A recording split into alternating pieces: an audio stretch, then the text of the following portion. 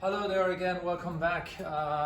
Today we're going to talk about this wonderful chest that I recently got in an estate sale, and I liked it very much from the time I seen it. I went there on a Friday, couldn't afford the price on a Friday, and I asked could I get it. She says, yeah, if you pay me that kind of price, but I know on a Sunday I could get it for half price. But I did notice that it was full of stuff and people wouldn't have seen it. So luckily for me, it was still there on a Sunday and I got it for the price that I wanted. But anyhow, it's a Louis Philippe. Let me come with me to the camera, to the piece. It's a Louis Philippe chest. It has European walnuts. European walnuts are yellow in tone, very much different to American walnuts, where American walnuts are much darker. The great thing about this piece, I have some of the hardware removed.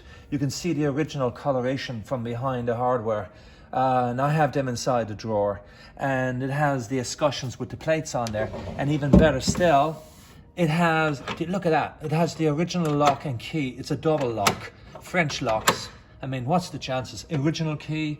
Inside, they have been replaced, unfortunately, but it's still a very nice job done.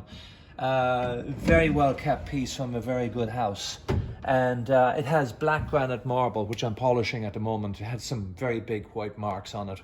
But we're going to French polish it with cornflakes, not cornflakes, but the shellac flakes. We're going to mix them with denatured alcohol, and we're going to French polish this to an inch of its life, and it's going to be waxed. See you next time, next week, and you'll see the process. And a cool piece, very, very sweet piece, very clean, very, very simple in its lines, and again, it's a Louis Philippe French, middle part of the 18th century.